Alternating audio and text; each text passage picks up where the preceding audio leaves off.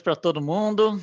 A gente é uma alegria, né, a gente poder fazer isso, né, e estar junto sem estar junto, né, que maravilha da tecnologia. E à medida que a gente foi passando esse ano, muitas coisas foram mudando para todos nós, de alguma forma ou de outra, né, as coisas foram mudando, Uhum. e a gente foi se adaptando, não necessariamente para melhor ou para pior, a gente foi só se adaptando, né. E eu pessoalmente, em termos de espiritismo, a gente começa a ter oportunidade de discutir alguns assuntos que às vezes vão ficando para trás, porque você tem às vezes você vai falar num centro a pedido do pessoal e você tem 45 minutos, 1 hora, às vezes são temas que exigem mais do que isso, então não vale a pena começar para parar no meio, vai ficar mal explicado. Então, uma das vantagens, né, que a gente vê da tecnologia é isso, a gente poder abordar hoje temas que são mais difíceis de serem feitos ao vivo, né, no presencial. Esse tema que a gente vai falar hoje, que são as esferas espirituais, é um desses temas. Porque para a gente chegar a falar alguma coisa sobre esferas espirituais, a gente tem que fazer tanto estudo anterior, tanto estudo de embasamento, né, que fica um negócio muito grande. Então, o que a gente vai fazer, o que a gente vai falar hoje é extraído de um workshop que a gente faz, que dura aí entre 6 e 8 horas, mas a gente vai tirar a essência que se relaciona diretamente com o assunto, esferas espirituais, tá? Em termos de logística, eu acho que como é um assunto complexo, envolve, né, algum conhecimento que às vezes a gente não está muito seguro em relação a ele, alguma dúvida que aparece e tem aparecido muito nesse trabalho que a gente faz de esferas espirituais, em vez de ficar esperando, eu acho que para discutir o assunto, ou talvez perguntar, ou fazer alguma colocação que seja, uma sugestão, um comentário, no final, que ele seja feito na hora que está acontecendo, porque depois a gente esquece, já está lá para frente, 15 minutos depois, mas aí tem que voltar tudo. Né? Esses assuntos, quando são mais complexos, eu sou a favor mais da gente parar na hora que tem que ser falado alguma coisa, né? Que seja, nem que seja uma simples sugestão, uma colocação, tá? Então, sugiro que a gente trabalhe dessa forma. A gente vai apresentando e à medida que as coisas forem, né, acontecendo, a gente vai parando para discutir mais a fundo. Eu vou dividir a tela aqui com vocês, que eu quero mostrar uns slides.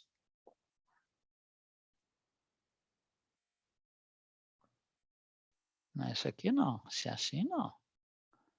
Espera aí.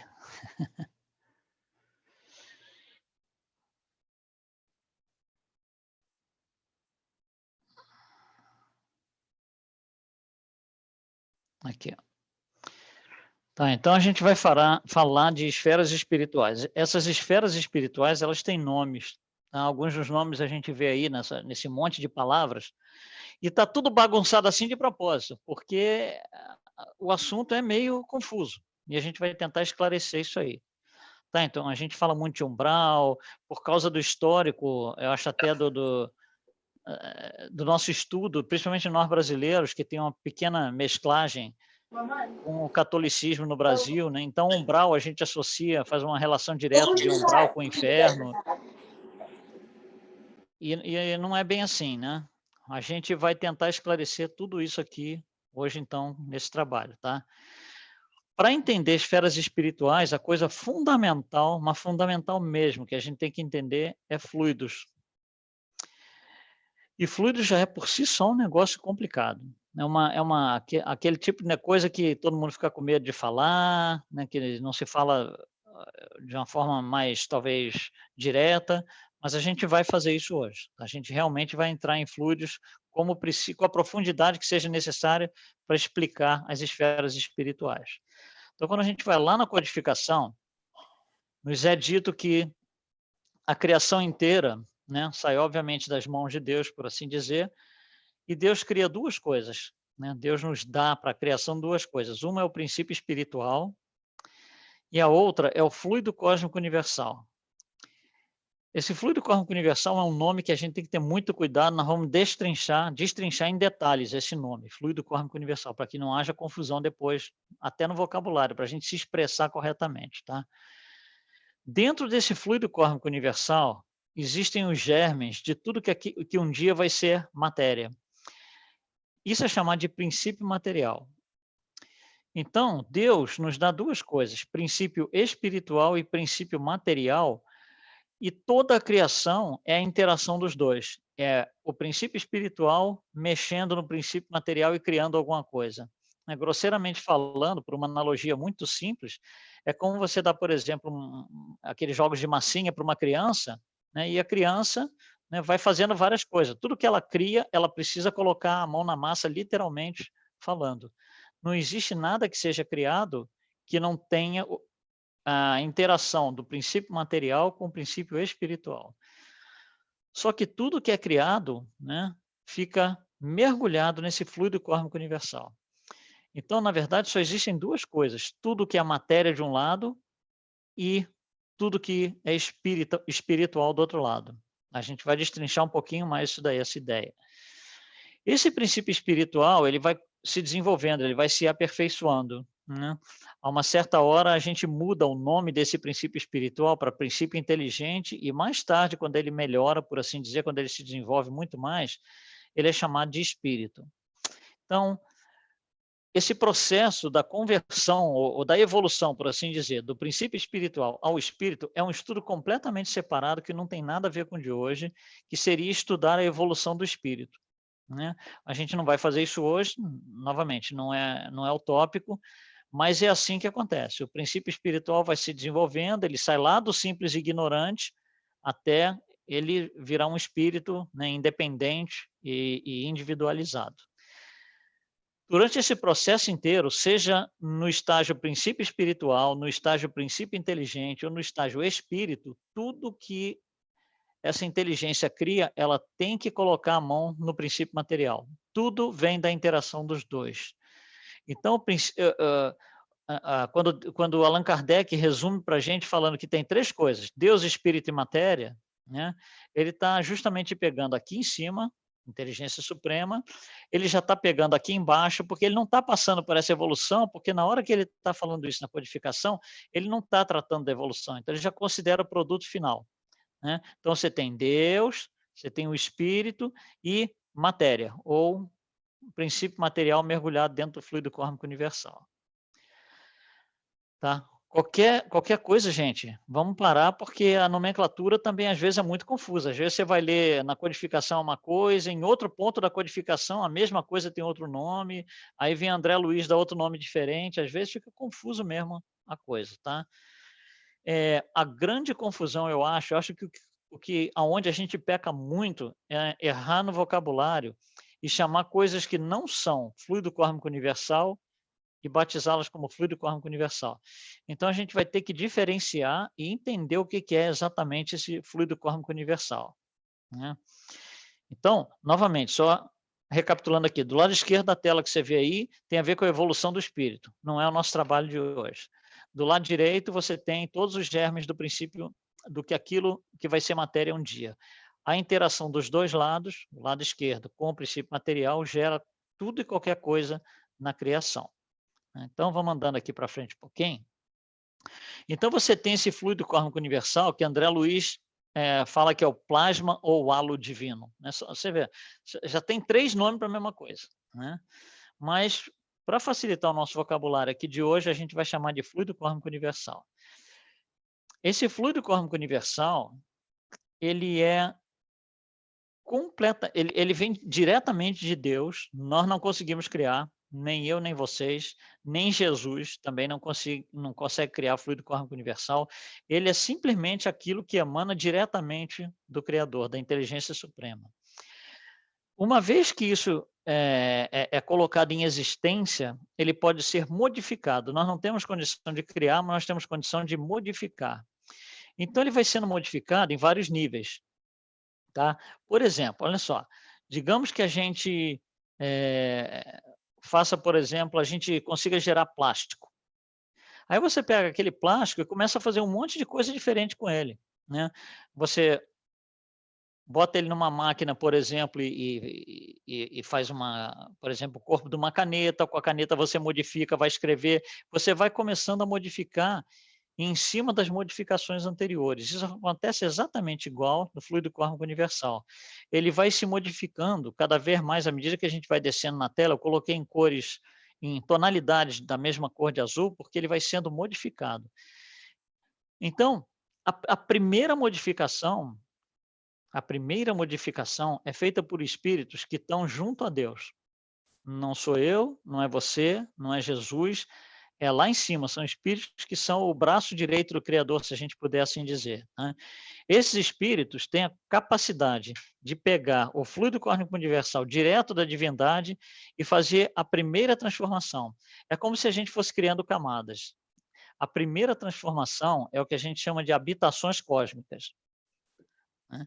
Então, existe um grupo de espíritos, novamente, que estão lá juntinho de Deus, que conseguem manipular esse fluido cósmico universal e gerar uma modificação que são chamadas de habitação cósmicas.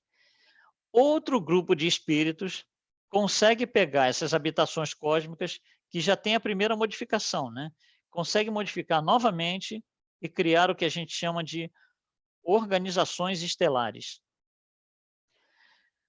Uma vez que essas organizações estelares estão criadas, outro grupo de espíritos, e você vê aqui, são espíritos que já são inferiores àqueles que criaram as habitações cósmicas.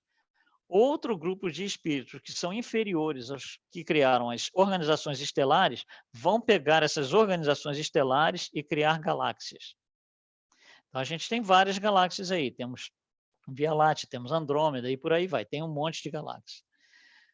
Outros espíritos o grau de evolução está diminuindo, né? À medida que a gente vai descendo, cada cor dessas aí, o grau de evolução vai diminuindo em relação ao Criador. Outro grupo de espíritos vai ser capaz de modificar aquilo ali e formar constelações. Só existem 88 constelações. Aqui eu dei 2 nomes como exemplo, a Cocheiro, que é onde está Capela, né? Aquários é uma outra e tem várias, né? São 88. Outros grupos de espíritos conseguem pegar as constelações que já estão formadas e dali conseguem criar planetas, né? Então temos vários planetas aí, coloquei 3 aí, Terra, Júpiter, Marte, tem um monte, né? Vênus, etc., Saturno, isso só no nosso sistema solar, né? Então, uma vez que esses planetas são criados, outros grupos de espíritos vão conseguir extrair desse planeta a matéria imponderável, que é o fluido desse planeta, e transformar essa matéria imponderável em matéria ponderável. Imponderável é aquilo que a gente não vê, não toca, não funciona para nenhum dos nossos 5 sentidos. Matéria ponderável é aquela que nós identificamos através de um dos nossos 5 sentidos, um ou mais dos nossos 5 sentidos. Então, até agora, né? Vamos parar um pouquinho para a gente ver. Olha só, nós vivemos no planeta Terra, mas nós não temos condição de criar um planeta. Nós estamos abaixo do nível dos criadores de planeta. O máximo que eu e você conseguimos fazer é alterar o fluido planetário, a matéria imponderável, fazer modificações e criar algumas coisas aqui no plano material. É o máximo que a gente consegue fazer. Então, a gente fala assim, nossa, quando eu respiro, em parte eu estou respirando o fluido cósmico universal. Não é errado, mas quando a gente olha esse gráfico, nós não deveríamos nos relacionar, nós todos aqui que estamos ouvindo, nós que estamos encarnados e desencarnados no planeta Terra, nós que pertencemos ao planeta, não temos condição de tocar no fluido cósmico universal. Nós não temos condição de tocar no fluido do nível das habitações cósmicas, nem das organizações estelares, nem das galáxias, nem das constelações e nem dos planetas. Isso tem que ficar claro, porque a gente usa o termo fluido cósmico universal quando, na verdade, a gente quer se referir ao que eu chamo de fluido planetário. O máximo que eu consigo fazer é pegar o fluido que aqui do nosso planeta, que já foi modificado um monte de vezes, esse fluido eu consigo, né, inconscientemente pegar nele, modificar e criar matéria imponderável e matéria ponderável. Matéria imponderável é aquela que onde nós temos os fluidos espirituais. Por exemplo, perispírito é matéria imponderável. Pensamento é matéria imponderável. Aliás, quando Emmanuel nos fala que pensamento é matéria, né, a gente bota as 2 mãos para o alto e fala, o que está acontecendo? Olha só, toda a criação, voltando lá no início, toda a criação é a interação de uma inteligência com o princípio material. Para a inteligência criar um pensamento, ela tem que fazer o quê? se utilizar do princípio material. Então, é como assim, grosseiramente falando, por analogia, como se essa inteligência tivesse que botar a mãozinha lá no princípio material, modificar e fazer alguma coisa. Se botou a mãozinha no princípio material, é matéria. Não necessariamente matéria é visível no nosso plano físico, né? Não necessariamente cadeira, mesa, carro, casa, corpo humano, nada disso. Mas, se a inteligência teve que recorrer ao princípio material para criar alguma coisa, o que ela criou é matéria. Tá? E, embaixo desses fluidos imponderáveis, que são os espirituais, nós temos condição de criar fluidos materiais. Por exemplo, nós temos condição de plasmar um corpo físico aqui no planeta, né? O nosso corpo físico. Nós temos condição de criar uma cadeira, nós temos condição de fazer um monte de objetos, né, que estão aí no plano físico, né, criados por nós, homens mesmos.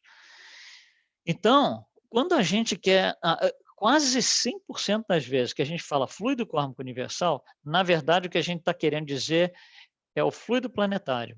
Ou seja, é aquele fluido kármico universal que veio da divindade e foi modificado um montão de vezes e está disponível para nós como fluido planetário. Eu não consigo mexer no fluido que está no nível das constelações, nem das galáxias, e nem subindo mais, pior. Quanto mais subindo, pior ainda, né? Menos condições eu tenho de mexer nesses fluidos, tá? Antes da gente continuar, tá confuso ou tá dando para entender alguma coisa? Como é que tá? Como é que vocês estão Luiz, eu achando tenho uma isso? pergunta. Também. Manda. Deixa eu entender uma coisa. Você está igual o degradê que você fez aí. Está lá em cima, as habitações cósmicas, e foi descendo até na matéria ponderável. Um conjunto de espírito foi no primeiro, né, nos cosmos. Segundo, a minha pergunta é, por exemplo, os espíritos que fizeram as galáxias, ele é como que eu vou explicar? Subdividido, ele é submisso ao que criou as habitações cósmicas ou é outro grupo de espírito? Não, submisso é uma palavra, não é boa. Eu entendi exatamente o que você está perguntando. Tá, Não é me uma ajuda palavra aí. boa, porque submisso dá a ideia de ordem, né? Eu estou te dando Certo. uma ordem. Não é exatamente, é questão mais de capacidade. Tá? Tá. É como você chegar e dizer assim, digamos que você vai lá na Cruz Vermelha e diz assim, gente, eu quero ajudar.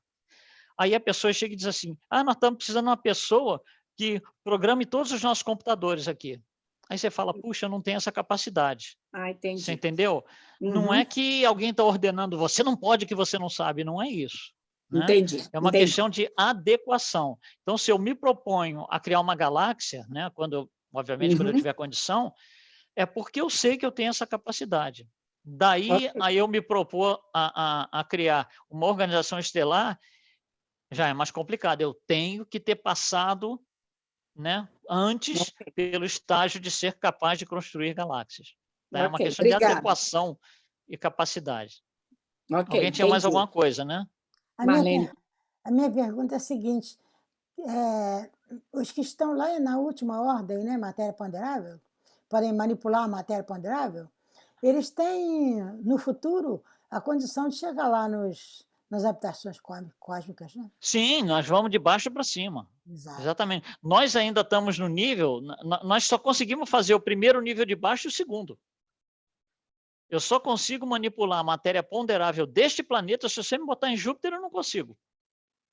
Mas é por isso que o Evangelho ensina a gente para desenvolver o nosso psiquismo, nosso eu, a nossa personalidade, para poder galgar para o próximo nível. Isso, exatamente. Exatamente. Eu tenho uma pergunta, Luiz. Muito obrigada. Oi, fala. Rapidinho, eu juro. Não tem pressa. Aonde está Jesus nessa classificação? Onde ele estaria criando nessa... Jesus criou um planeta. Né? Jesus criou um planeta, Terra, certo? Jesus está no terceiro nível. Se eu for de baixo para cima, com certeza ele está no terceiro nível. No quarto nível, pelo que a gente sabe do Emmanuel no A Caminho da Luz, ele participa desses conglomerados, como se fossem reuniões, tá? Dos espíritos das constelações acima do nível planetário. Mas Emmanuel não nos indica que ele crie constelações. Então, com certeza, nós sabemos que ele criou um planeta, né? E que ele governa esse planeta. E ele participa, né, da reunião das constelações, mas não nos consta que ele tenha criado constelações. Tá? O que quer dizer que é um Obrigada, espírito em Luiz. evolução também, né? Todo mundo está em evolução. Toda uma evolução é infinita. Luiz, só uma perguntinha, pegando carona no... Peraí, Vamos Bela. lá. Pegando carona no que a Rita falou... Ai, desculpa, minha filha, ela tem 2 anos, é difícil. Esses graus, você falou quanto à capacidade, né? Eles têm a capacidade para criar determinadas coisas. Isso está relacionado ao grau de evolução de cada um? Ou seja, Isso. quanto maior o grau de evolução, maior é o topo da pirâmide? Isso, Seja, exatamente. Quem está na habitação cósmica tem um grau de evolução maior do que quem está nas constelações, por exemplo. Isso, exatamente. Já passou pelas constelações. É como uma graduação acadêmica, né? Você não consegue entrar na faculdade quando você nasce. Você tem que fazer primário e vai subindo, etc., etc., até você chegar na faculdade. Talvez vai fazer lá mestrado, depois PhD, né? Você tem que passar por todos os níveis. É uma progressão. No nosso caso, a progressão acadêmica que você vai estudando, aqui é uma progressão moral. E assim que Deus, na pergunta dele, é assim que Deus deu a Jesus a função de criar uma terra para ele poder trabalhar e subir até para as constelações. Exatamente. E Luiz, aqui é Tânia, tudo bem? Oi. E onde está a esfera crística? Ela estaria no fluido, não, desculpa, acima das organizações estelares, habitações Crístico, cósmicas. a gente tem que definir a palavra crística. Crístico quer dizer todo planeta, todo orbe tem seu Cristo. Uhum. Tá? O nosso Cristo chamava Jesus. Vênus tem o seu Cristo. Tá? Uhum. Júpiter tem o seu Cristo. Então, Cristo é uma palavra que a gente usa para representar a autoridade moral de um planeta. Ok. Entendeu? Então, porque Cristo está relacionado com o planeta. Né? Okay. Quando você fala crístico, é o crístico do planeta, por exemplo, os espíritos crísticos. Mas tem os espíritos crísticos do planeta Marte que não são os mesmos nossos. E de Júpiter, e de Saturno, e assim vai, entendeu? Uhum. Então, nós utilizamos a palavra crístico ou Cristo no nível planetário. Ok. E você vê... pode falar. E muitos usam muito que Jesus, em orações e tudo, eu mesmo uso em orações, orando por Jesus, o governador sideral dessa galáxia, né? Às vezes não, então está errado. Não, da galáxia não é. Isso daí Emmanuel coloca para a gente que ele é o governador do planeta. Nunca foi falado em documentação que se tenha, né? Que ele seja alguma coisa mais alta que isso. Ok, né? Obrigada. Imagina, por exemplo, você tem... Aqui nos Estados Unidos, nós temos 50 estados, 50 governadores, tá? Imagina que o presidente da República chama os 50 governadores e diz assim, olha, eu preciso fazer uma reunião com vocês. Então, vai lá o governador da Flórida, é um deles. O governador da Flórida, ele não apita absolutamente nada acima da Flórida. Absolutamente nada. Só que, quando ele está nessa reunião, ele está um milímetrozinho acima da Flórida. Você entende? Ele está representando a Flórida, ele está num nível um pouquinho acima, porque ele está ligado com o presidente que resolveu fazer essa reunião. Então, Jesus é assim, ele é um espírito crístico, ele é o Cristo do planeta Terra, e ele participa de reunião de espíritos do nível das constelações. Aí dá para entender sobre a data limite, quando o Chico falou que em julho de 1966, houve uma reunião sideral, né? Isso. Onde os senhores de outras galáxias, né, se reuniram com Jesus e falaram que se não melhorasse, se o planeta tivesse uma outra terceira guerra mundial, eles iam intervir, né, na Terra, né? Isso, exatamente. Você vê, é uma reunião que Jesus está participando, que já está acima do pura e simplesmente o nível planetário como governador do planeta. Perfeito, thank you. Ele já é chamado como um superior dele para poder demonstrar tudo que está sendo feito. Isso, exatamente. Tá? Então, você vê quando a gente fala, nós, todo mundo, eu falo também, hein? Não me excluo não, pelo amor de Deus. No dia a dia a gente fala, fluido cósmico universal. Olha como a gente está longe da realidade. A gente deveria reservar a palavra ou o termo fluido cósmico universal pura e simplesmente quando você está se referenciando a alguma coisa lá em cima, coladinha com Deus, abaixo de Deus. Falar do fluido cósmico universal do planeta já complicou.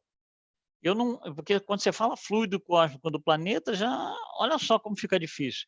Então, eu, pessoalmente, eu uso essa expressão, fluido planetário.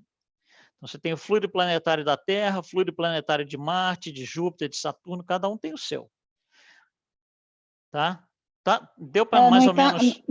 No entanto, até falam assim, para a gente, em nossa evolução aqui, os terráqueos, né? Nesse nível planetário que nós estamos, vamos supor, se a gente for... eu não sei se eu li sobre isso com Chico Xavier, não lembro aonde, qual livro, eu leio muito. Vamos supor, se nós tivermos merecimento para participar de um planeta mais evoluído que a Terra, um pouco mais, como Marte, como Júpiter, Saturno, né? E nós iríamos participar do umbral daquela atmosfera, porque o fluido cósmico universal é totalmente diferente do fluido cósmico onde nós habituamos, é isso mesmo? O fluido planetário da Terra é diferente do fluido planetário de Júpiter. Nós teríamos que ter condições de manipular o fluido planetário de Júpiter. Olha só, se você sai do Brasil, certo? Você fala tranquilamente a língua portuguesa. Um dia você fala assim, estou com vontade de ir para a China. Aí você chega lá na China, te dão um cartão de visita, pensa num cartão de visita, tá? Com endereço. Você acha aquele endereço no dia que você desce na China, cheio de rabisquinho? Você entende? Se você vier para os Estados Unidos, o endereço vai estar pelo menos escrito com letras e caracteres que você consegue ler. Você vai ver lá, aqui está escrito Avenue, aqui está escrito Street. Você chega no Japão, na China, te dão um cartão de visita cheio de tracinho. Como é que você vai achar aquele endereço? Você entende? Você não consegue. Está fora da sua alçada, está fora do seu escopo. Você tem que aprender a manipular aquela língua, a mexer com aquela língua. Idem o fluido planetário. Eu sei, eu e você, sabemos mexer aqui no fluido planetário deste orbe. Mas se me bota em Marte, eu não consigo. Eu vou morrer lá. Não consigo plasmar nem o corpo físico lá. Deu para entender? Perfeito. Thank you. Bom, vamos continuando um pouquinho aqui. Tá? Eu resolvi parar e fazer essa conversa que a gente está fazendo, porque senão complica. Você vê que, né, a gente usa os termos aí meio esquisitos, tá? Vamos continuando aqui. Então, quando a gente olha para esse desenho, o grau de pureza desse fluido aumenta à medida que você está lá em cima. O fluido mais puro que tem é o fluido cósmico universal. À medida que você vai descendo, o fluido vai sendo modificado e o grau de pureza dele vai diminuindo. Quando você está na matéria ponderável, que é o nosso plano material físico aqui, você está no nível mais baixo de pureza desse fluido. Ele já foi modificado tantas vezes, de tantas formas, que ele está completamente longe, muito longe do fluido cósmico universal. Tá? Bom, aí, aqui fica interessante, porque olha só, lá em cima, no nível do fluido cósmico universal, só tem um que mexe lá. Só tem um que pode criar aquilo ali, que é a inteligência suprema. Ninguém mais pode criar, ninguém. Não tem ninguém que possa criar nisso daí. Dali para baixo, tem aqueles que conseguem pegar o que já foi feito por Deus e modificar, não conseguem criar. Então, se você olhar aqui todos esses níveis, entre habitações cósmicas, descendo até o fluido dos planetas, tá? Os espíritos que conseguem mexer nisso daí tem uma denominação genérica que André Luiz nos coloca, aliás, desculpe, Emmanuel, que ele chama de ou inteligências divinas, ou grandes devas, ou arcanjos, ou inteligências gloriosas. Tudo significa a mesma coisa, que é uma denominação genérica do grupo de espíritos, obviamente mais avançados que nós, que conseguem construir essas coisas. Luiz, tem uma E pergunta. como a gente falou, vai ter espírito aqui nesse grupo aí de inteligências, por exemplo, de arcanjos, que consegue criar constelação, mas não consegue criar galáxia. Tem uns que consegue criar galáxia, mas não consegue criar organização estelar. Fala, Marlene. O negócio é o seguinte, quando a gente aprende que nós fomos criados simples e ignorantes. Isso é a evolução do espírito, mas tá, vai, fala. Em que grau a gente está encaixado, enquadrado? Não, olha só, não tem grau, porque olha só, se você pegar o fluido planetário, ou seja, no nível dos planetas, você pode ser residente, habitante, encarnado ou desencarnado, mas habitante do planeta Júpiter, que é o mais avançado moralmente. Mas você também pode ser residente, habitante do planeta Marte, que é o mais atrasado. Você entendeu? Em ambos os casos, você está no mesmo nível quando você olha para essa figura. Moralmente, não. Essa figura, ela não está olhando dentro da moral de cada um, ela só está estabelecendo níveis de moralidade. Tá? Então, por exemplo, claro que em Marte tem espíritos avançados. Os espíritos avançados de Marte, por exemplo, não necessariamente se comparam com algum espírito aqui na Terra, porque o fluido planetário é diferente. Você não consegue tirar o espírito de um orbe e colocar no outro. Então, quer dizer que quando a Terra foi criada, foram criados os espíritos para habitar a Terra. Foram trazidos os espíritos que tinham condição de manipular o fluido planetário que Jesus colocou aqui para a gente. Então, tinha um planeta inferior à Terra. Por exemplo, para Jesus, que é um espírito que está lá em cima, não tanto, né? Que se você olhar para essa figura, nem tanto, né? Mas para Jesus, que é um espírito que está lá em cima, para encarnar na Terra, ele teve que passar por um processo de, entre aspas, aí, porque a palavra não é exatamente essa, mas de decaimento. É como se ele tivesse que piorar e levou 1000 anos para ele piorar para poder pisar aqui. Né? Olha como a coisa é difícil, né? Tá? Então, nesse grupo que eu botei aqui no fundo verde, os espíritos que conseguem mexer nesses níveis aí tem essa denominação geral que Emmanuel nos dá. Ele dá 4 nomes para a mesma coisa. Ele fala, tem gente que chama de inteligência divina, outros chamam de grandes devas, outros chamam dos arcanjos, e outros se reverenciam como inteligências gloriosas. Tá? Aqui embaixo, nos 2 azuis de baixo, que é matéria imponderável e ponderável, quem que mexe aqui? Eu e você. Quem mexe aqui são os espíritos e inteligências humanas. Eu consigo, por exemplo, mexer no fluido planetário para criar um perispírito, que é uma matéria imponderável. Eu consigo mexer, por exemplo, no fluido planetário para criar um pensamento, que é uma matéria imponderável. Como eu também consigo mexer para criar uma cadeira, ou para criar um corpo físico, ou para criar uma televisão, que são todas coisas ponderáveis. Então, eu e você, nós não passamos do 2º nível. Eu não consigo mexer nem na estrutura do planeta. Quem somos nós, né? Tá dando para entender? Tá indo bem a coisa ou não? Tá, acompanha, tá ótimo para acompanhar. Maravilha. Então tá. Você vê que a gente nem começou a falar de esfera espiritual, porque a gente vai usar os níveis de fluido para falar de esferas espirituais, tá? Então, até aqui, né, a gente vê que nós todos, eu inclusive, nós temos que nos policiar em relação a utilizar a expressão fluido cósmico universal. Porque quando eu falo, eu fui lá no fluido cósmico universal, aí eu e Deus somos assim, eu sou meu irmão gêmeos, né? E, obviamente, isso é um absurdo, tá? E Luiz, Oi. eu tenho várias experiências fora do corpo, né? E muitas vezes, quando eu estou numa viagem astral, voltando de algum lugar, eu me deparo, não sei aonde, mas eu olho lá de cima, eu vejo a Terra, lá onde eu estou.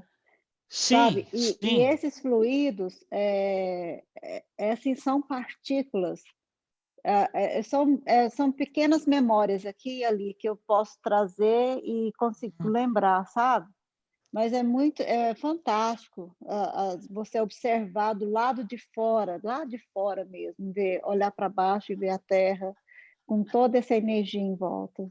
Você, para fazer isso, você precisa estar amparado por espíritos que conseguem fazer isso, que eles que te levam lá. Sim, com certeza. Senão você não consegue, né? Não conseguiria, não. Não conseguiria. É como tá? a mãe do Chico, lembra quando ela foi para Saturno, né? Então. A minha Olha o nível paixão dela, por né? e ela considerava nada, ela mesma não se considerava, ela disse que foi levada pelo próprio mentor, né? Que levou Foi. ela, que ela não tinha condição de chegar lá, né? Ela precisou ser levada, ela não Ser conseguia. levada pelo mentor, Ela propriamente não conseguiria ter chegado lá. Eu gosto muito da parte do livro dela. Bom, então o grau de pureza, a gente viu que o grau de pureza da nossa matéria bruta aqui, né, a nossa matéria ponderável é muito baixo, tá?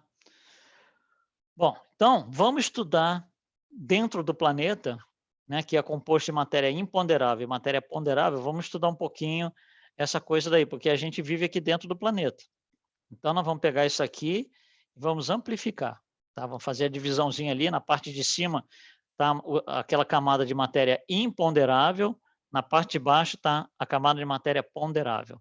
A matéria imponderável, às vezes, dependendo do que você lê na literatura que você está lendo, às vezes ela é chamada de espiritual, né? E aqueles que usam espiritual na parte de cima usam material na parte de baixo. Então você vai ver, né, as duas classificações, ponderável e imponderável, material e espiritual, dependendo de quem está escrevendo, dependendo do autor. Tá? Bom, nós estamos aqui embaixo. Corpo físico, nós só estamos ali embaixo. Só que nós sabemos que não somos só corpo físico, né? Allan Kardec deixa isso bem claro já no primeiro livro da codificação, que nós que somos inteligência, e você vê que não, aqui, nesse desenho, a gente não consegue colocar inteligência. Lembra? Inteligência é separado do plano material, são coisas diferentes. Aqui a gente está falando só de matéria.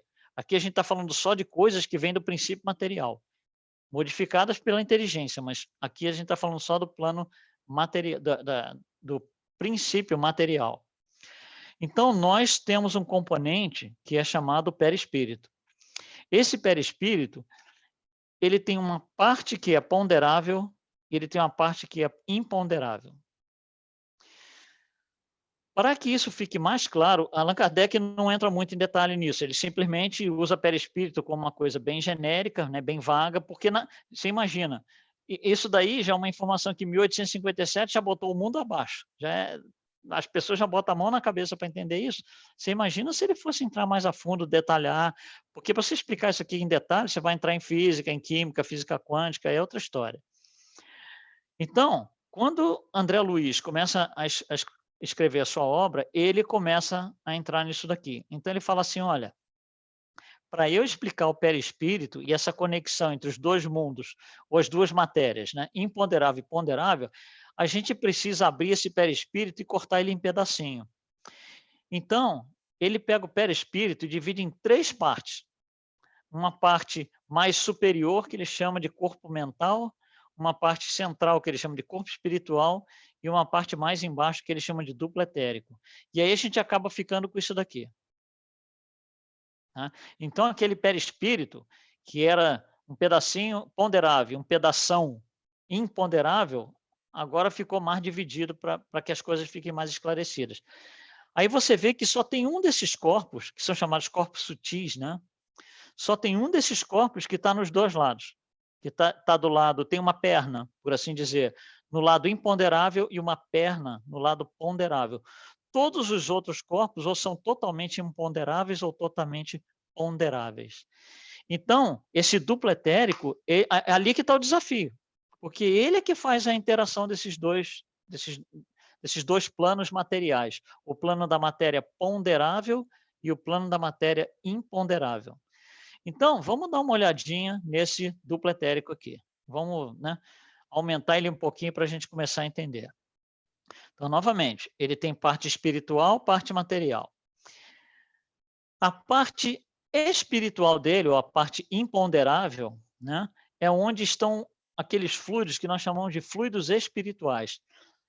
A palavra fluido por si só já é uma confusão em espiritismo. Porque fluido para nós em 2020 é alguma coisa que flui num cano, é uma água, é um líquido, é um gás. Né? Então, a palavra fluido espiritual é um negócio que a gente bota a mão na cabeça e fala, mas como que pode? Olha só, essa nomenclatura é muito antiga. a melhor maneira, mais simples, sem entrar em muito detalhe, porque também a gente vai levar quase 2 horas explicando sobre fluido e não vale a pena, tá? A maneira mais fácil da gente entender fluidos é entender como um tipo de energia. Então, o duplo etérico tem um tipo de energia que é a energia espiritual, né? Essa energia espiritual, ela é percebida por nós, pelo nosso duplo etérico, através dos nossos chakras. É assim que eu percebo as coisas do mundo espiritual, é assim que eu percebo o mundo da matéria imponderável. Tá? E o outro lado que o duplo etérico tem é a parte ponderável, onde ali circulam os fluidos materiais. Esses sim são a água, o ar, são as coisas que a gente conhece da nossa física, da nossa química. Eu percebo a existência desses fluidos materiais através dos meus 5 sentidos. Né? Eu olho e vejo, eu sinto, eu consigo cheirar, eu consigo, né, sentir que houve toque. Então, os nossos fluidos materiais são percebidos, nós percebemos os fluidos materiais através dos nossos 5 sentidos. Nós percebemos os nossos fluidos espirituais através dos chakras. Então, olha só que são informações que vêm por canais diferentes. Então, não adianta eu perceber uma influência espiritual, querer perceber com o meu olho. Até porque quando o médium percebe a influência espiritual, o que ele faz? Normalmente ele está de olho fechado. Prova de que os 5 sentidos não fazem diferença nenhuma na percepção dos fluidos espirituais. Então, esse duplo etérico, ele tem esses 2 componentes. Os componentes que nos permitem perceber os fluidos espirituais e os fluidos materiais. Isso não pode ser uma coisa que está solta, desvinculada uma da outra. Tem que ter alguém ligando os 2. Né? Tem que ter alguma coisa ligando os 2. Essa alguma coisa que liga os 2 é chamada de fluido vital. Também chamado ectoplasma. Na codificação você não vai achar a palavra ectoplasma porque ela aparece em 1903. Mas Allan Kardec vai usar fluido vital. O que é fluido vital? É a energia que circula no nosso duplo etérico e que liga as energias espirituais com as energias materiais. Se tem ligação, um influi no outro. Por exemplo, eu posso ter uma sensação de que, sei lá, eu estou sentindo a presença de alguma coisa que eu não sei definir o que é. Seria um espírito desencarnado, por exemplo. Aí me dá arrepio. O arrepio é uma coisa no plano material. São fluidos materiais que circularam no meu corpo e me deram aquela sensação. Mas a fonte disso daí veio lá de cima, através de um dos meus chakras. Então, o fluido vital é o elemento de ligação, que faz todo o circuito ficar bonitinho, circulando bonitinho. Agora, o que acontece aqui é o seguinte, da mesma maneira que a gente tem os 5 sentidos materiais, imagina que, por exemplo, eu tenho algum problema nos meus olhos. Por exemplo, as pessoas que são cegas, né? Elas não conseguem perceber através da visão. Né? Então, o que acontece? Elas têm que compensar de alguma forma, tem uma dificuldade. Idem aqueles que são surdos, eles não conseguem perceber sons através do ouvido. Então, usa mecanismo de compensação, etc, etc. Então, quando um desses 5 sentidos está danificado, vamos usar a palavra danificado, eu não consigo, um desses 5 órgãos, desculpe, está danificado, eu não consigo perceber corretamente o mundo material. E exatamente igual aqui nos fluidos espirituais. Se um dos meus chakras está danificado, eu não tenho percepção correta do mundo espiritual. O que é um chakra danificado? São chakras desalinhados. Por exemplo, o meu coronário, né, está fora de sintonia correta, o meu frontal, né, o meu básico, seja lá o que for. Então, a nossa percepção do mundo espiritual começa a ficar alterada. As coisas que eu percebo, né, eu percebo com o equipamento que eu tenho, e o equipamento que eu tenho são os chakras. Né? Bom, até aqui, como é que tá? Tá indo bem. Muito Tá indo bem. bem. Eu Muito tenho uma bem. perguntinha. Manda. Então, deixa eu ver se eu entendi. Então, se a pessoa ela nasce cega, ela não está com os chakras, vamos dizer assim. Não. Se a pessoa nasce cega, ela vai ter uma dificuldade, ou se ela fica cega no meio da encarnação, inclusive, ela vai ter uma dificuldade de perceber o mundo material. né? Aí eu falei, por analogia, lá em cima é a mesma coisa. A pessoa que tem, por exemplo, o chakra gástrico completamente desalinhado, né? Ela não vai conseguir perceber as coisas do plano espiritual corretamente. Se o chakra tivesse alinhado, ela perceberia de outra forma. Uma coisa não implica na outra. Eu fiz uma analogia. Então, Ok. a minha pergunta é: se a pessoa sofre de uma doença no curso da encarnação, por exemplo, uma doença mental ou uma doença visual, ela desalinhou o chakra? O que acontece é o seguinte, olha só, cada coisa que a gente faz que tende a desalinhar os nossos chakras, o organismo espiritual, o perispírito, no caso do pretérico, ele tem como mecanismo de compensação. Por exemplo, se você fizer um pequeno corte aqui no seu dedo e você não fizer absolutamente nada, não colocar mercúrio, não colocar água oxigenada, não colocar band-aid, absolutamente nada, vai fechar. Porque o organismo prevê algum tipo de compensação em que aquilo volta ao estado normal. Então, Mas se você ficar cortando o seu dedo todo dia de manhã, no mesmo ponto, o que vai acontecer? Vai chegar uma hora que você não consegue mais fechar aquela ferida, né? Exatamente igual acontece no plano espiritual, tá? Se você, por alguma razão, né, você fez alguma coisa moralmente que não está certa, ou se desequilibrou um certo chakra, né? Existe mecanismo de compensação. O próprio perispírito consegue se realinhar. Mas se você faz isso toda hora, 15 vezes por dia, vai chegar uma hora que o mecanismo de compensação do perispírito não é suficiente. Aí você vai precisar de ajuda externa. O que é ajuda externa? Passe, tratamento espiritual, desobsessão, etc, etc. Tá? Se me permite, vamos ver assim um carro, ver o motor de um carro, né? Os chakras são como o motor do carro. Cada chakra tem o seu princípio, a sua função e as suas responsabilidades, como numa empresa, o presidente, o vice-presidente, os diretores disso e daquilo, né? Isso. Então, os chakras têm essa função. E como o motor do carro, cada peça do motor do carro é importante para que o carro movimente, né? Então, certo. se uma peça não está funcionando bem, as outras também não vão funcionar bem. Um desses chakras que se desequilibre, com o tempo ele tende a desequilibrar os outros. E tem como alinhar os chakras? E seja moralmente, né? Seja mentalmente, moralmente, etericamente, e emocionalmente e fisicamente. Então, assim, é em todos os níveis, porque todos os corpos vão ter chakras também. O nosso planeta também tem chakra, né? Tudo tem que estar alinhado. Quer dizer, por que nós encarnamos num planeta como esse? Porque, por definição, os nossos chakras não estão alinhados. Ou então não tem como alinhá-los ainda nesse planeta. Olha só,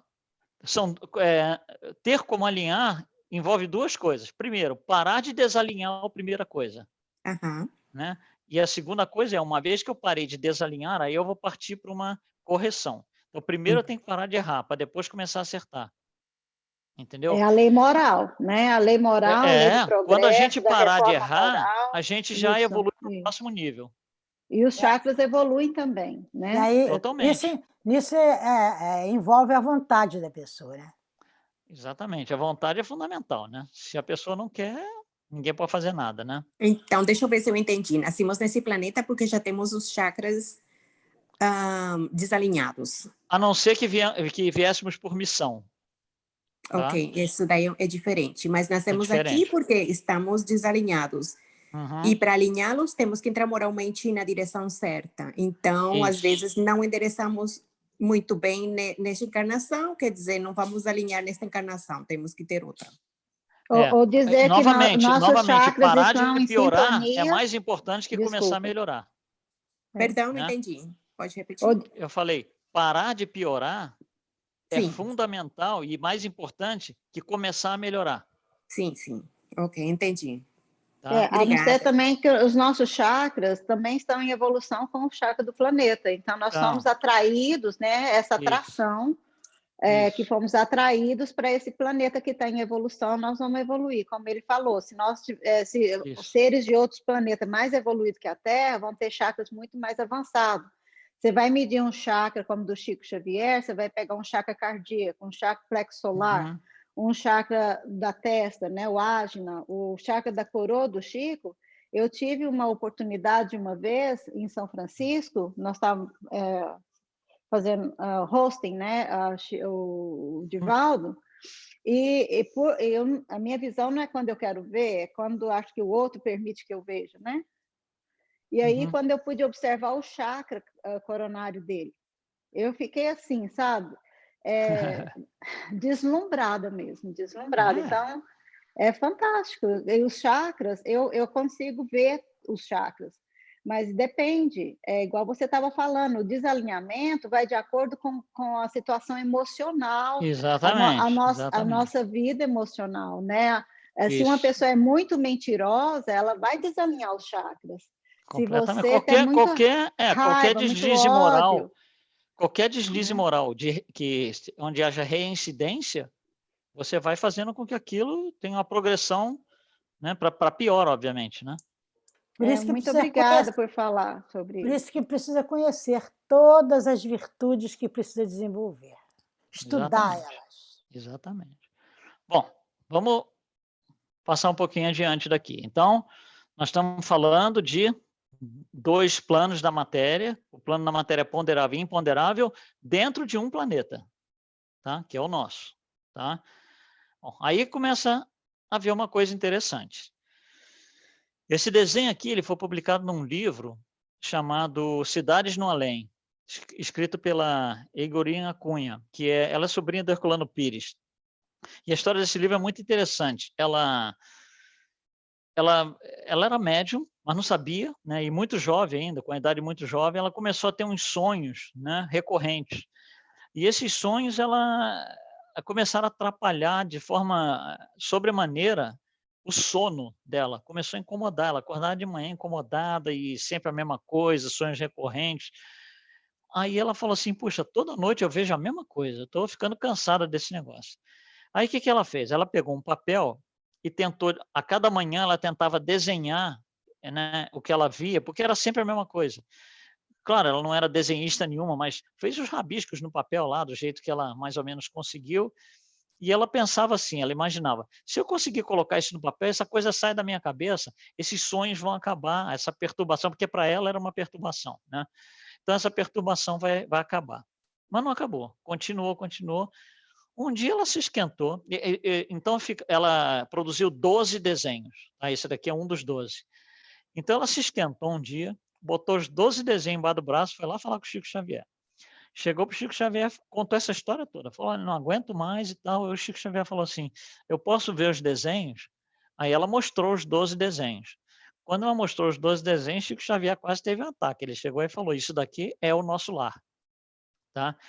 Então, a capa do livro Nosso Lar vem de um desses 12 desenhos. As imagens do filme Nosso Lar são baseadas nesses 12 desenhos. Tá? Esse desenho aqui é um deles, é o último desenho do livro, que mostra as camadas espirituais do planeta Terra, né? Ou, como a gente chama também, esferas espirituais do planeta Terra. Bom, como é que funciona isso? Então, vamos entender direitinho aqui. Não sei se vocês conseguem ver aqui no meio, né? Você tem o globo, tá vendo aqui América do Sul, América do Norte, né? Tá? Bem no meinho ali. Tá. Então, aqui, né? Ali dentro a gente vê o planeta, né, a superfície, o desenho da superfície do planeta. Isso. Bom, o que significa isso? Significa o seguinte, abaixo da superfície do planeta, ou seja, daqui para o centro, da onde a gente está pisando para dentro do planeta, existem algumas camadas físicas, que têm nomes que, inclusive, a ciência nos dá. Né? São 4 camadas, que são essas daqui. Da mais interna para a mais externa, núcleo interno, núcleo externo, crosta e manto. Essas 4 camadas estão abaixo do solo onde a gente pisa. Né? Essas são camadas físicas. Espiritualmente, é aqui que habitam aqueles que estão nas trevas e nos abismos. Então, quando a gente fala o sujeito é trevoso, quer dizer que espiritualmente o lugar dele é ali dentro. quando um sujeito trevoso está encarnado, ele está na superfície do planeta como eu e você estamos. Mas quando ele se vai, quando ele morre, ele vai lá para baixo. Porque a habitação dele está ali embaixo, a gente já vai explicar por que ele vai lá para baixo. Tá? As habitações deles como espíritos estão ali. Quando esse pessoal normalmente sonha, por exemplo, né, eles vão lá. Durante sono, durante sonho, muitas vezes eles vão lá embaixo. Tá? A gente vai também, às vezes, muitos de nós, mas por auxílio, por trabalho, né? Mas não necessariamente.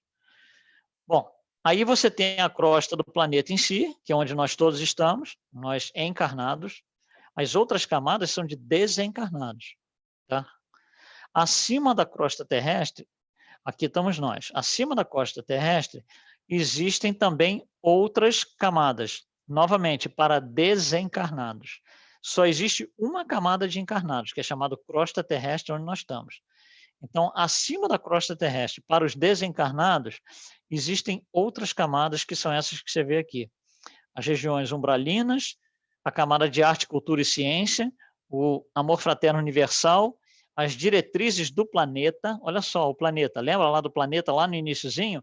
E acima dele uma camada chamada abóbada estelar. A abóbada estelar já é a residência daqueles que estão acima do planeta, acima do nível planetário. Ali nós já estamos lá para as constelações, etc, etc. Tá? Bom, isso daqui, então, é uma representação, a gente vai começar a destrinchar agora, das camadas espirituais do planeta.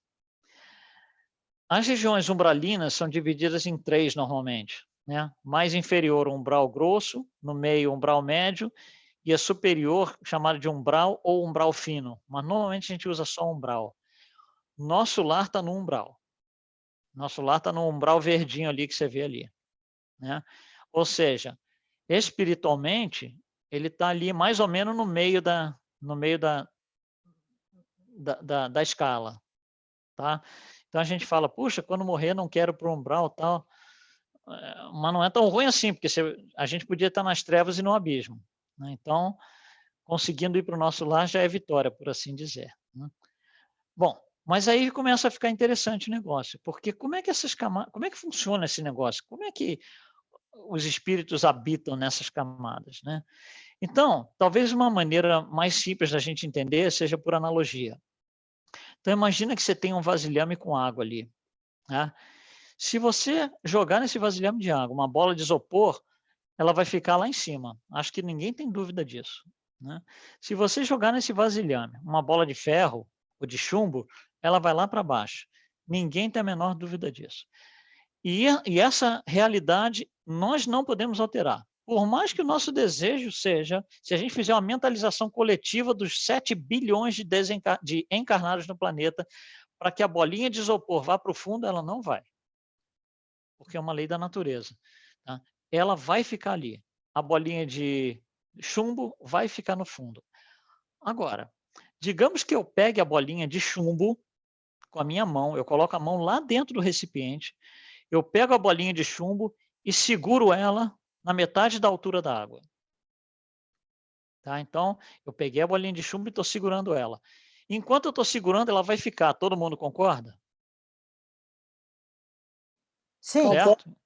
Yeah. Enquanto eu estiver segurando, e tem a bolinha de isopor. Se eu pegar a bolinha de isopor, mergulhar o meu braço, metade do caminho, ela vai ficar ali, independente do tempo que eu segurar. Mas enquanto eu estiver segurando, ela vai ficar ali. Mas todas as duas vai estar nesse nível com uma força maior para segurar ela, tanto uma para descer, outra para subir. Se eu pegar minhas duas mãos, uma com cada bolinha, e botar as duas no meio, as duas estão no mesmo nível. Certo. Tá? O que acontece quando eu abro a minha mão? Por exemplo, eu estou segurando a bolinha, digamos, de chumbo. Quando eu abro a minha mão... Ela vai afundar? Ela vai afundar. Mas e se eu quiser que ela vá para cima? Eu tenho uma vontade tremenda de que ela vá para cima. Ela vai? Não vai. Por que ela não vai? Porque existe um negócio chamado peso específico. Todo material tem peso específico. O peso específico do chumbo vai fazer com que ele vá para o fundo. Ele só não vai para o fundo se tiver alguém segurando. O peso específico do isopor vai fazer com que ele vá para cima. Ele só não vai para cima se eu estiver segurando lá no meio. Então, O meio, onde a minha mão está segurando, é a crosta terrestre. Quando eu soltar essa matéria, o que é soltar essa matéria? É morrer. Desencarnar. O perispírito vai para onde? Para onde eu defini que vai? Não. Ele vai para a altura que é compatível com o seu peso específico. Se eu sou uma pessoa moralmente trevosa, eu vou lá para baixo. Eu vou lá para o núcleo interno.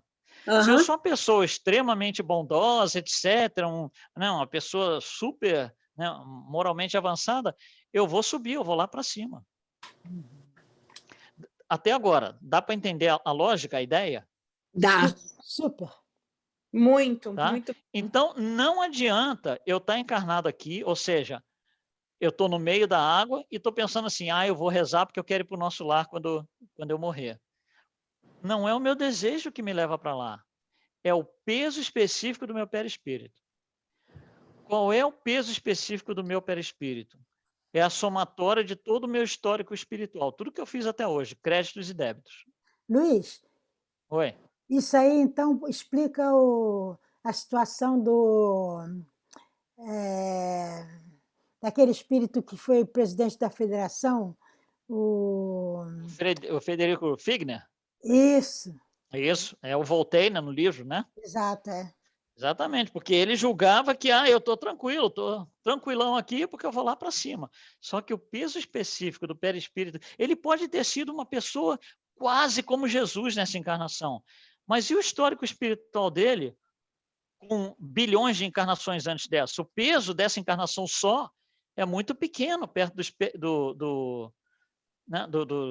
histórico espiritual, e é tão pequeno que não conseguiu elevar ele. Exato. Não mudou muito o peso específico do perispírito dele, fazendo uma encarnação linda como ele fez. Exato.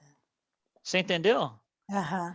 Então, a gente pode rezar toda noite e pedir a Jesus para que a gente vá para o nosso lar. Não é isso que define, e ele não pode fazer nada pela gente. Tá? Ficou clara a ideia? Exato. Nós somos individualidades e temos que trabalhar nós mesmos por nós mesmos. É a nossa responsabilidade. Tá, então olha só fazendo barulho aqui, só um minutinho. Então, olha só. Quando Jesus desencarnou, ele foi lá para cima. No mínimo, diretrizes do planeta, correto? Para ele sair da crosta terrestre, olhando no desenho, tá? Para ele sair da crosta terrestre e ir para diretrizes do planeta, ele teve que passar no umbral? Teve. Passou. Passou. Olha só, a gente fala assim, eu não quero passar no umbral. Quiçá a gente vai chegar lá. Não, se a gente passar, tá bom, a gente não quer ficar lá.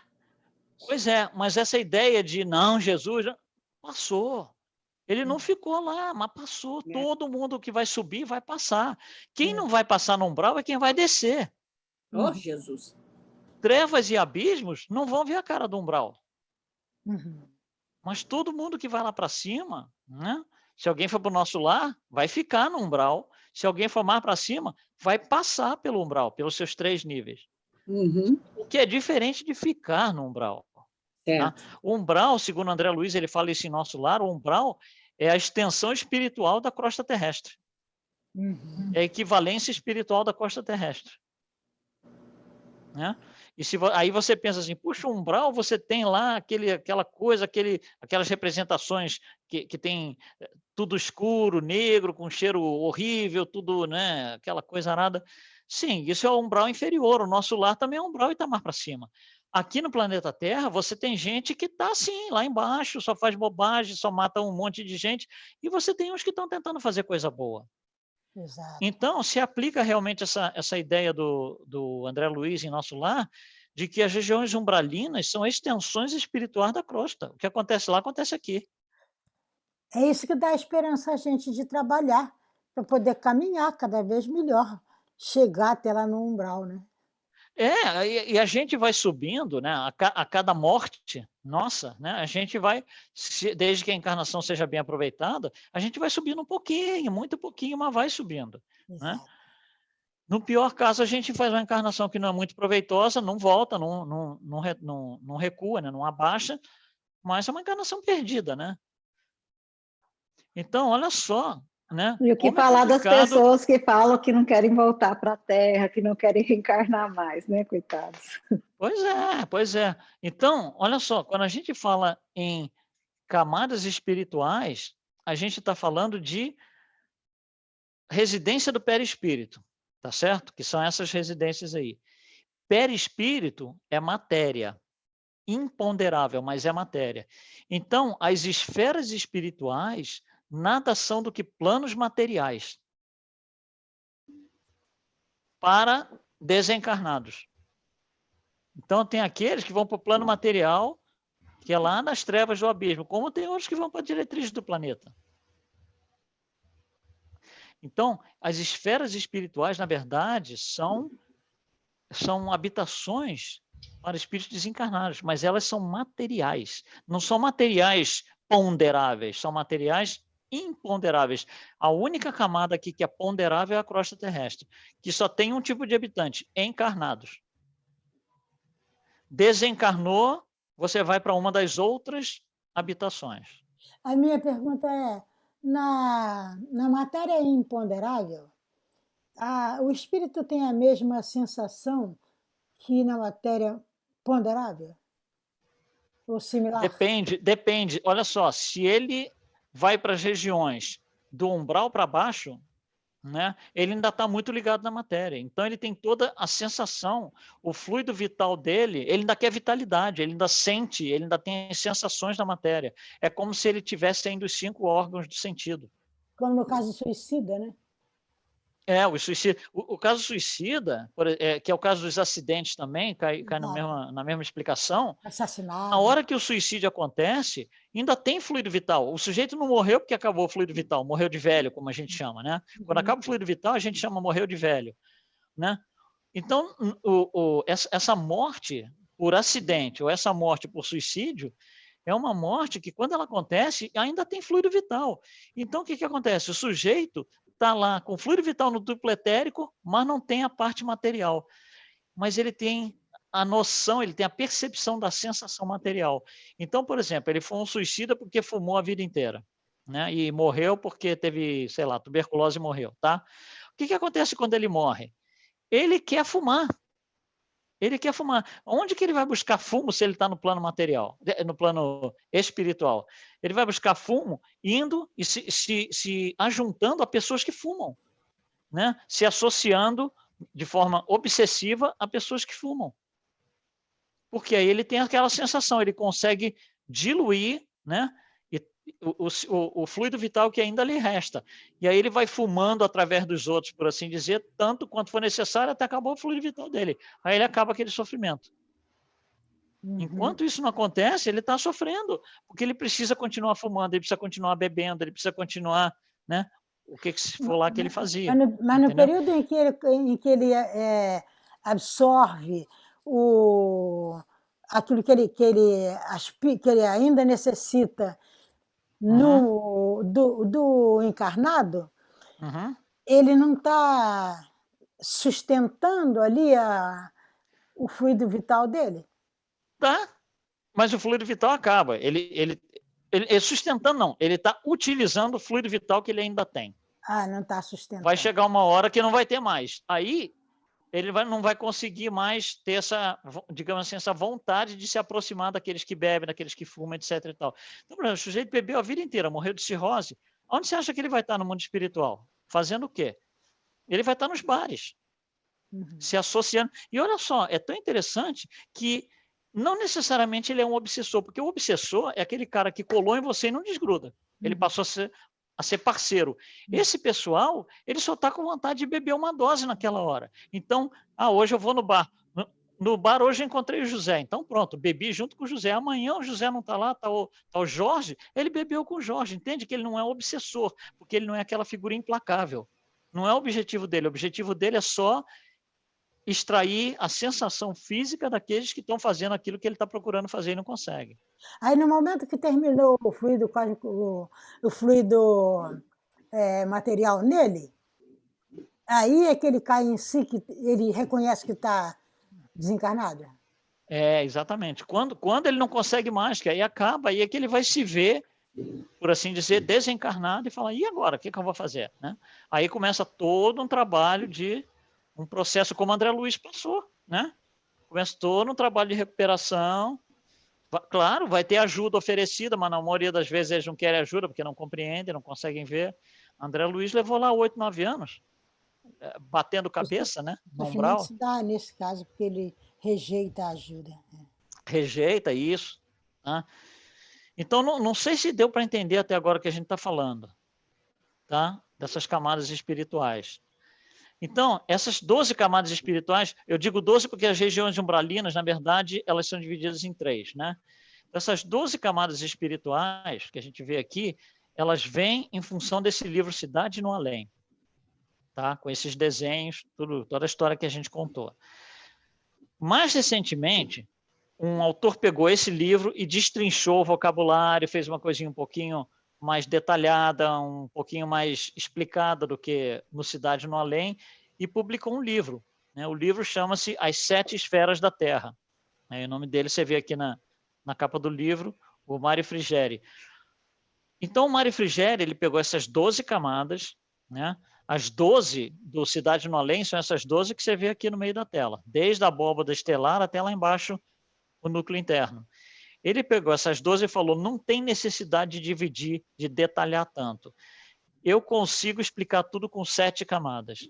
Por isso que o nome do livro é As 7 Esferas Espirituais, As 7 Esferas da Terra. Tá? Então, você vê as 4 de baixo do Cidade no Além, para ele virou a camada 1 e 2. A 3 é igual. O umbral, para ele não define umbral grosso, médio, umbral. Para ele é tudo um umbral só. Né? E aí você tem as outras 3 camadas aqui em cima. A abóbada estelar, ele não inclui porque seria para espíritos que já têm acesso a algo acima do planeta, acima do fluido planetário. Então, ele não inclui isso por opção, né? Não é que é certo ou errado. Não tem nada certo ou errado aqui, não tem nada incompatível. É uma questão de classificação. Tá? Então, quando a gente, dependendo do que você lê, você vai falar, não, tem 7 camadas espirituais, ou então tem 12. Não é que tem 7 ou tem 12, não é que um está certo ou outro está errado. São critérios de classificação diferentes, é só isso. Mas os dois estão explicando e ensinando exatamente a mesma coisa. Interpretações próprias. Né? Interpretação diferente, tá? Um não invalida o outro. Tá? Bom, como é que tá, gente? Como é que tá? Tá complicado? Não, tá para entender. Tá fantástico, Luiz. Tá. A ideia que a gente... Nada, imagina. A ideia que a gente queria passar é essa. Olha só uma colocação de Allan Kardec na Gênese. A Gênese foi o último livro que ele publicou dentro da codificação. Foi, aliás, 1 ano antes dele desencarnar, quando ele já tinha 12 anos de experiência, né? Aliás, 14 anos de experiência ele tinha, frequentando reuniões mediúnicas, que ele começou a frequentar 2 anos antes da publicação do Livro dos Espíritos. Então, ele já tinha 14 anos de experiência em frequentar isso, ele já tinha informação de tudo que é canto. Imagina a quantidade de informação que esse homem não tinha vinda do plano espiritual, né? Então, ele escreve o livro da Gênese, onde ele coloca tudo que ainda não tinha sido falado até a sua publicação. Então, ele coloca isso aqui, olha só. A classificação de fluidos espirituais não é rigorosamente exata. E não é, você vê como é confuso, né? Uma vez que, definitivamente, eles são sempre matéria mais ou menos quintessenciada. O importante da frase é que ele está dizendo que fluidos espirituais são matéria. Então, quando a gente ouve Emmanuel falar que pensamento é matéria, a gente bota as 2 mãos na cabeça e fala, o cara pirou. Não, não pirou. Porque a inteligência tem que recorrer ao princípio material para criar o pensamento. Então, é matéria. Em outro nível, que eu não vejo, os meus 5 sentidos não servem para identificar o pensamento, mas ele é a matéria, nesse sentido. E aí Allan Kardec fecha dizendo, de espiritual, realmente, só a alma é um princípio inteligente. Então, a gente cai lá naquela tríade lá, que é Deus, Espírito e Matéria. É isso aqui que ele está falando e fechando, concluído com tudo que a gente colocou até agora, né? E aí ele fala, então, no final, os elementos fluídicos do mundo espiritual escapam os nossos instrumentos de análise e a percepção dos nossos sentidos, óbvio, né? Que são feitos para a matéria tangível e não para a matéria etérica. Então, está bem claro aqui, textualmente, ele nos diz que os nossos 5 sentidos só servem para a percepção do mundo material ponderável. qualquer coisa que acontece no mundo imponderável, nós temos que utilizar outros recursos para perceber, que são, novamente, voltando lá, os chakras.